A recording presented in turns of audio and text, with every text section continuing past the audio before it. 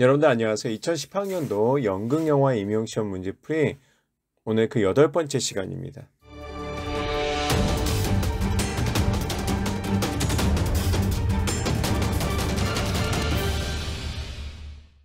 같이 한번 풀어보시겠습니다. 오늘은 이 한 문제를 가지고 한번 풀어볼 텐데요.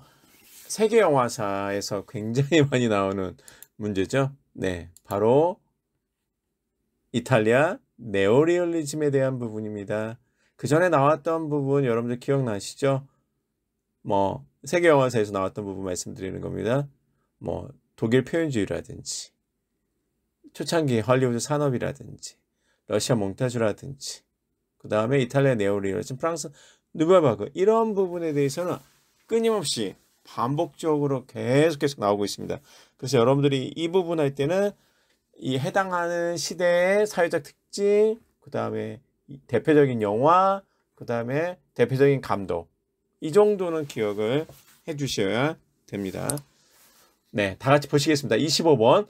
다음 영화들에 대한 설명으로 보기에서 옳은 것을 고르시오. 네, 다음 영화들에 대한 설명. 이 박스에 있는 이런 식의 문제들이 종종 나오죠. 박스에 놓고 보기 있고 이거에 대한 설명하는, 지금은 더 이상 이제 객관식 문제로 나오지 않습니다. 선택형 문제가 나오지 않습니다. 여러분들이 서술하거나 주제어를 집어넣는 경우 그런 문제로 나올 수 있죠. 그러면 이 문제 같은 경우는 실제적으로 이탈리아 네오리얼리즘의 특징에 대해서 설명할 수 있는 부분이 있어야 된다는 것이죠. 네. 먼저 1945년도 나온 무방비도시, 1946년도에 나온 구두닦기, 1948년도에 나온 흔들리는 대지, 1948년도에 나오는 자전거 도도.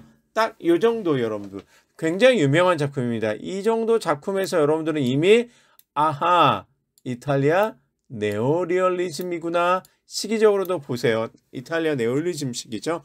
1945년 이후로 우리가 주로 잡고 있죠. 네, 특히 무방비 도시는 네오리얼리즘의 시작으로 알려진 영화죠. 1945년작으로 전쟁이 끝난 지 얼마 안 되는 시점에 소개되어 화제된 영화입니다.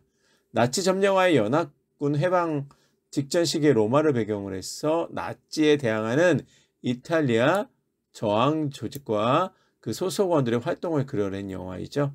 실제에 가까운 상황을 매우 잘 담은 영화로서 이탈리아에서 상당히 많은 사랑을 받았던 영화이죠. 바로 로셀리니의 작품입니다.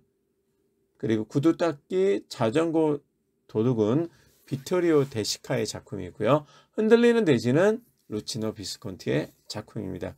특히 여러분들 구두닦기하고 자전거 도둑이 가장 대표적인 이탈리아 네오리얼리즘 영화입니다.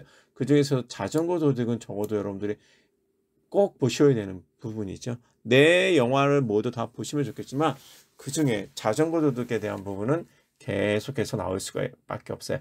왜냐하면 이탈리아 네오리얼리즘의 특징을 담은 모든 요소가 이 자전거 도둑에 있기 때문에 그렇습니다. 나머지 영화에서는 한두 개 특징이 빠지는 경향이 있는데요. 이탈리아 네오리얼리즘에서는 이 모든 특징들이 다 나온다는 거죠. 어디에? 바로 데시카 감독의 자전거 도둑이라는 거죠. 나중에 다시 한번 이 내용에 대해서 살펴보겠습니다.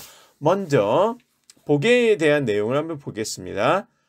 비전문 배우들이 주연으로 기용되었다. 네, 비전문 배우들을 주연으로 기용하는 경우 흔치는 않아요. 그렇죠? 연기를 일단 잘해야지만 주연 배우로 기용될 수 있는 건 당연하죠. 하지만 이탈리아 리얼리즘 영화는 그 리얼리즘적인 요소를 살리기 위해서 실제 노동자로 일하는 배우를 섭외해서 기용하는 그런 역할도 했었다는 거죠. 바로 자전거 도둑 같은 경우도 그렇습니다. 대표적으로.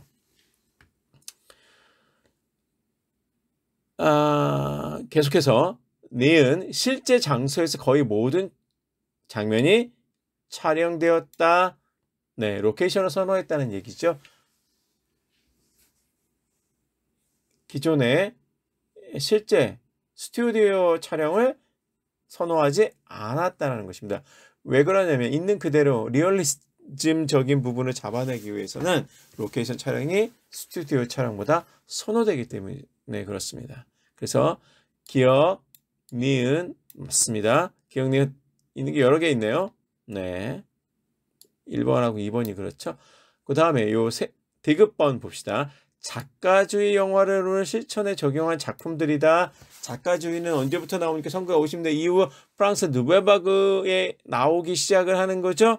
네, 작가주의 영화 이론을 실천한 그 프랑스 누베바그 감독들은 이론가였었죠, 기본적으로. 그리고 본인들이 만든 작가주의 이론을 가지고 영화에 적용했던 감독들입니다.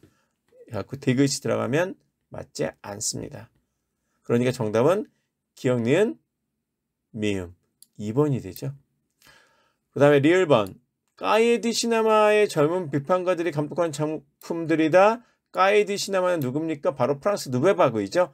디귿하고 리을은 프랑스 누베바그 시대의 감독에 대한 설명으로 맞습니다. 미음도 맞겠죠, 당연히. 미음은 백색 전화 영화 화이트 텔레폰 필름즈의 반대편에 선 작품들이다. 백색 전화 영화는요, 당시 40년대 중후반에 하얀 전화기를 가졌다는 것은 상당히 부유한 사람들이죠. 그래서 이 이탈리아 네올리즘 영화가 나오기 전에 이미 40년대, 40년대 백색 전화 영화가 있었습니다. 어디에? 이탈리아에서요. 이거는 상류층의 삶을 아름답고 화려하게 담은 영화들을 통칭해서 당시 집안에 하얀 전화기를 갖고 있는 것은 상류층밖에 없었습니다. 그래서 백색 전화 영화라고 얘기를 합니다. 이탈리아 네올리즘 영화가 나오기 전 시대 감독들이 만든 이탈리아 영화를 말하는 거죠.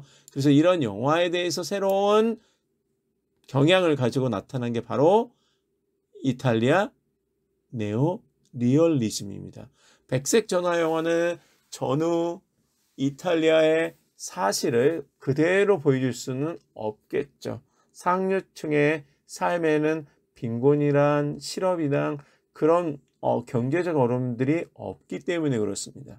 그래서 이탈리아 네오 리얼리즘 영화는 전후 이탈리아의 아픈 슬픈 현실을 담아내기 위한 영화들로 가득 차 있죠. 그래서 정답은 2번입니다.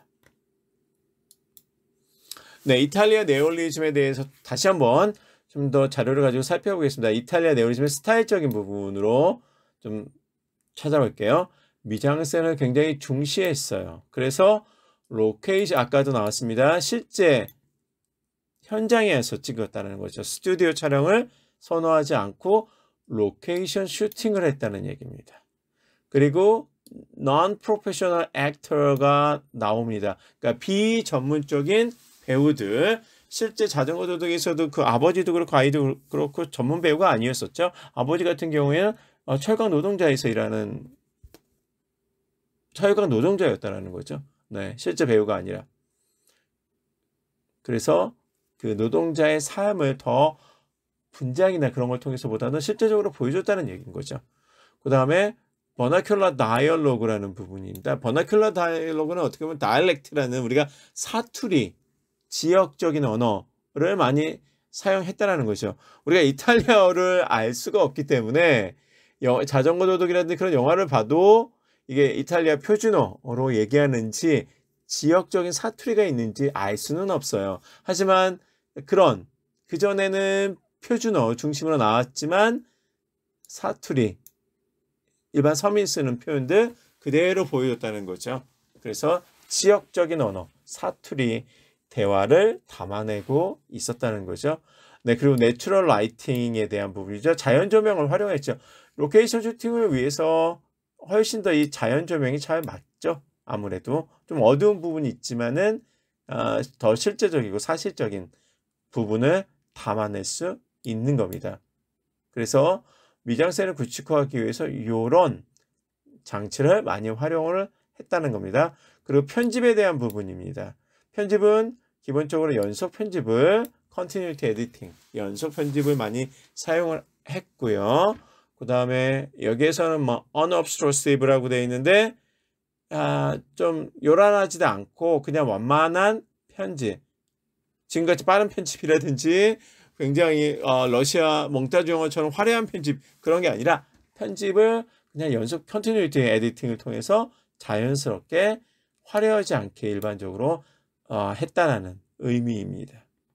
그 다음에 카메라와 카메라 무브먼트에 대한 부분이 카메라는 어떻게 잡았냐? 기본적으로 롱테이크를 많이 사용하고 있어요. 여러분들 수십 초, 보통 1분 이상이라고도 얘기하는데 꽤 긴 롱테이크들이 곳곳에 쓰였죠. 그 다음에 카메라는 굉장히 스테이블 카메라, 안정적이에요. 다이나믹하게 막 역동적인 그런 표현은 아니고요. 상당히 안정적이고 편안한 스테이블 카메라를 사용을 했습니다. 그리고 샷의 사이즈는 미디움이라든지 롱샷들이 좀 많이 사용했다라는 거죠. 미디움이라는 거는 인물의 표정도 알 수 있고 움직임도 좀 확인할 수 있는 거죠. 롱샷도 마찬가지고요. 롱샷은 표정을 보기에는 좀 어렵지만 외모라든지 옷차림이라든지 행동 같은 걸 충분히 확보할 수가 있죠. 그래서 이탈리아 네오리얼리즘의 스타일적인 측면에서는 지금 여러분들이 보고 있는 이런 특징들이 나와 있습니다. 그래서 이 특징도 여러분들이 잘 기억을 해두시면 좋겠습니다. 네, 오늘은 이탈리아 네오리얼리즘에 대한 얘기로 마무리했습니다. 항상 제가 말씀드리지만 이탈리아 네오리얼리즘 굉장히 중요합니다. 오늘이 그 첫 번째는 아니었어요. 앞에서 이미 했던 내용도 다시 한번 확인해 보시기 바랍니다. 네, 오늘은 여기서 마무리하겠습니다. 감사합니다.